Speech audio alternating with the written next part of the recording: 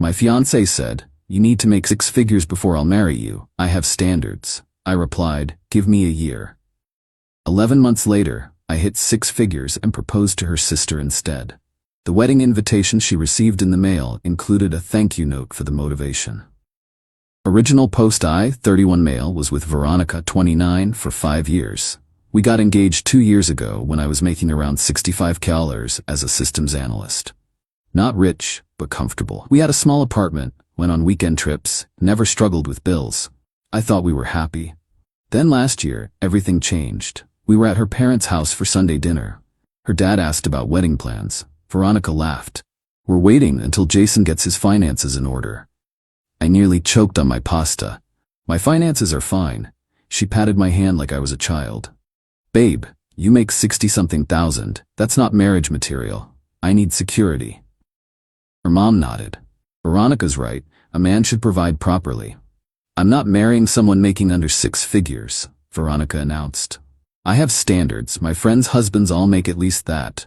Her younger sister Elena, 26F, looked uncomfortable. "That's kinda harsh." "It's realistic," Veronica snapped. "Jason, you understand, right? I deserve a certain lifestyle." I sat there stunned. 5 years together. I'd supported her through her failed MLM ventures, her influencer phase where she spent thousands on equipment for 200 followers. Now I wasn't enough? So what? The engagement is conditional? Don't be dramatic, just motivate yourself, get promoted or something. Her dad, Robert, chimed in. "Son, she's got a point. Man up, earn more." I looked around the table. Only Elena seemed sympathetic. "Give me a year," I heard myself say. Veronica beamed. "See, that's the spirit. 1 year to hit 6 figures, then we plan the wedding." That night, Veronica showed me a spreadsheet of her friends' husbands' salaries and what they provided. Dave made $130 and bought Ashley a Mercedes. Brian made $200K and they had a vacation home. "This is what I need," she said. "Minimum." I asked what she brought financially. She made about $30 as a part-time boutique manager. "I bring myself," she said, dead serious. "That should be enough." Update 1. 6 months later. Been working my ass off. Not for Veronica anymore though. For myself. See, that dinner woke me up. Started applying everywhere, teaching myself new programming languages at night, getting certifications. The hustle was real. 60-hour weeks, weekend courses, the whole deal. But something else happened. Elena started checking in on me. At first, just texts. "Hey, sorry about dinner." V was out of line. Then she'd bring coffee to my office when she knew I was working late. We'd talk. She was getting her MBA, working full-time, saving to buy her own place. The contrast with her sister was striking. One night around month 3, Elena found me at the library cramming for a certification exam. "You're really doing this," she said. Said I would. She sat down. "For her?" I looked up. "Started that way. Not anymore." "Good," she said quietly. "You deserve better." Meanwhile, Veronica was living her best life, posting constantly about being a boss babe, waiting for her king to level up. Started a TikTok series called Dating Down But Waiting Up, where she gave advice about training your man to earn more. I wish I was joking. Her friends ate it up. Comments like, "Yas, queen, know your worth," and "Mine only makes $80 considering your strategy." She'd show me the videos proudly. "Look, I'm inspiring women. You're humiliating me publicly." "It's motivation. You should thank me." The entitlement got worse. She started sending me job listings for positions I wasn't qualified for, demanding I apply anyway. "Fake it till you make it, babe." Then she presented me with a success timeline, a literal chart of when I should hit certain salary milestones, when we'd marry, buy a house, have kids, all based on my future earnings. Her contribution column was blank. "What about your career goals?" I asked. "My goal is to marry well. That is my career." Elena heard this conversation, thin walls in their parents' house. Later, she texted, "I can't believe we're related." Month 5. I got an interview at a major tech company. Senior position. They loved my new certifications, the projects I'd been building. Starting salary, 105K or plus bonuses. I got the job. Told Veronica immediately. She screamed, cried, posted about it everywhere. "My man did it. 6 figures." Started planning the wedding that night. Venues, dresses, everything. Showed me another spreadsheet. 75K wedding minimum. "We can't afford that," I said. "Can't?" "You can. You make 6 figures now." That's not how math works. This is why I pushed you. For US, our future. But here's the thing. During those 6 months of grinding, Alina was there. Studying with me, celebrating small wins, telling me I was already enough when I felt like giving up. Never asked for anything, never made it about money. We weren't doing anything inappropriate, just connecting. She was everything Veronica wasn't. Driven, independent, kind. The night I got the job, Alina hugged me. I'm proud of you, not because of the money, because you didn't let her break you. That hug lasted a second too long. We both knew it. Update 2, month 9. Veronica went full bridezilla without even having a wedding date. She quit her job. I need to focus on wedding planning. We haven't even set a date. Details. You make enough now. She started spending like crazy. Designer clothes? I need to look like a 6-figure fiance. Expensive jewelry. Investing in our image. Fancy dinners with her friends where she'd pay to show off. All on credit cards she expected me to pay off. When I refused, she lost it. This is financial abuse. Using my raise as your personal ATM is the abuse, Veronica. She'd cry to her parents. Robert would call me, lecturing about happy wife, happy life, and how men provide. Her mom would guilt trip about how they raised Veronica to have standards.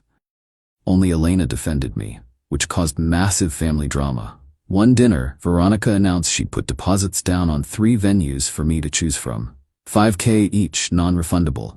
With what money? I asked. Our savings. You mean my savings? Alina spoke up. V, you can't just spend his money without asking. Stay out of this. You're just jealous because you're single and bitter. I'm single by choice, and at least I'm not a gold digger. Veronica threw wine at her. Actual wine. Elena dodged. It hit the wall. You've always been jealous of me, Veronica screamed. The prettier sister, the one who gets attention. I have a master's degree and own my condo, Elena said calmly. You live with your boyfriend and your only life goal is marrying rich. Who's really winning here? Veronica stormed out. Her parents took her side because of course they did. Elena and I left together. Sat in my car for an hour talking. I'm done, I said. I can't marry her. I know, Elena said. I'm sorry it took you this long to see it. What do I do? We have the apartment together. All our stuff is mixed. The apartment's in your name, right? She quit her job. She can move back with our parents. We sat in comfortable silence. Then Alina said something that changed everything. You know I've had feelings for you since you helped me move 2 years ago, right? I did know. Deep down, I'd known. This is complicated, I said.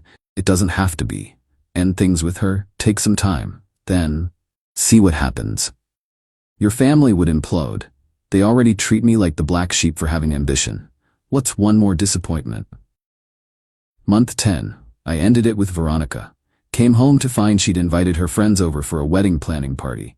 Venue brochures everywhere, champagne flowing, a $3 dress she'd bought on sale hanging in our bedroom. Pack your things, I said. We're done. Dead silence. Is this a joke? Veronica laughed nervously. No joke. You wanted 6 figures, I got them. But I realized something. I don't want someone who sees me as a paycheck. Her friends started recording. Of course they did. You can't leave me. I made you. You were nothing before me. I was somebody who loved you. That should have been enough. I have wedding deposits down. Get refunds. She started throwing things. Her friends scrambled. I stood there, calm. I'd already moved my important stuff to a storage unit that morning. You'll regret this, she screamed. No one else will push you to be better.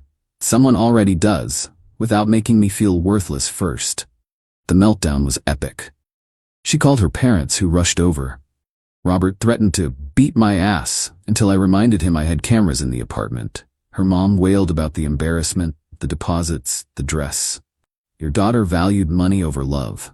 This is the result. Veronica tried every manipulation, tears, threats, even attempting seduction. Nothing worked. She moved out the next day, took things that weren't hers, but I let it go. Small price for freedom.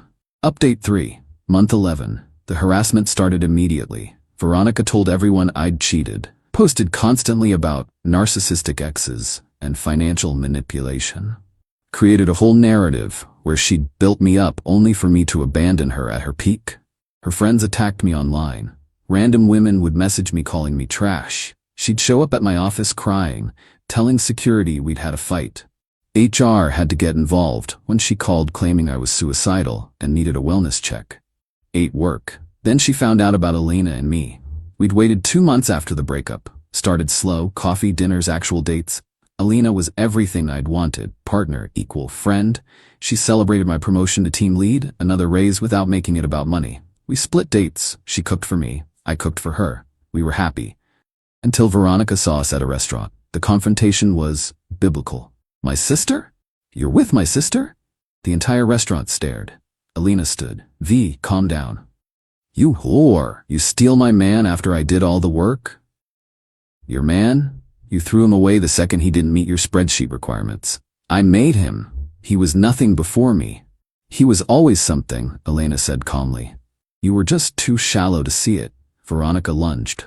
Actually physically lunged. Security intervened. Police were called. Veronica was escorted out, screaming about betrayal and lawsuits. The family explosion was nuclear. Robert called me every name imaginable. Their mom disowned Elena on the spot. Extended family took sides. Social media became a war zone. But here's the beautiful part. Elena didn't care. They've enabled V's entitlement her whole life. I'm done being the reasonable one who keeps quiet. We moved in together, month 10. Small apartment, both our names on the lease. Split everything 50-50. Month 11. I proposed to Elena, not with some huge ring or flash mob. Just us on our balcony, with Thai takeout and a ring I'd saved for. Reasonable, beautiful, that she'd pointed out months ago as someday perfect. She said yes immediately. You sure about the family drama? I asked. I'm sure about you. That's all that matters. We planned a small wedding, courthouse ceremony, dinner with our friends, our real friends, maybe a honeymoon road trip. Then Elena had an idea. We should invite them. Your family? Are you insane? Hear me out. We send proper invitations, show them we're taking the high road. They probably won't come, but if they do, we're the bigger people. So we did. The invitation to Veronica included a handwritten note.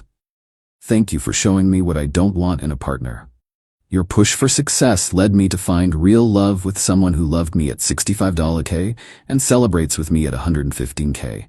Sometimes the best motivation comes from the worst examples.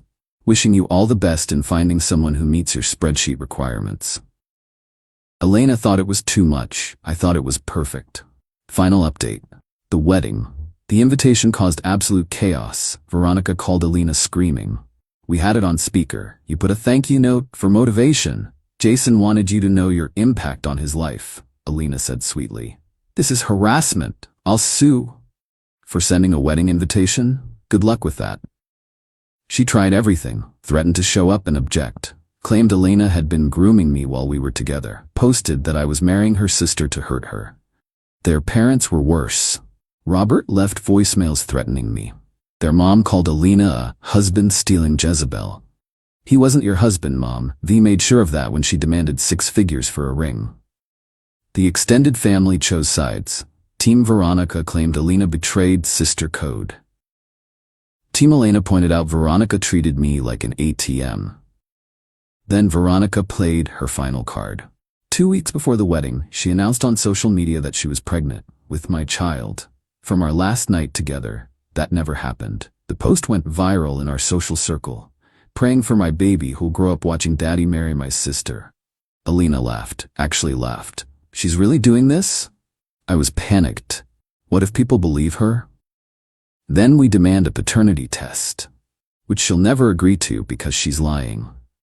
Sure enough, when I publicly commented, happy to take a paternity test immediately, the post disappeared. Suddenly she'd lost the baby due to stress, and I was a monster for questioning a grieving mother. Elena's response was brilliant. She posted our actual timeline, when we broke up, when we started dating, with receipts. Then added, interesting how the pregnancy appeared right before our wedding and disappeared right after a paternity test was mentioned. The wedding day came. Small courthouse ceremony. 20 people who actually cared about us. Elena looked stunning in a simple dress that she bought herself and looked better than any designer gown. We'd reserved a private dining room at our favorite restaurant. Walked in to find Veronica sitting at the bar. You came, Elena said. Wanted to see the train wreck, Veronica slurred. Clearly drunk. V, you need to leave. Why? Can't a girl get a drink while her sister marries her ex? Security was already moving, but Elena stopped them. You know what? Stay.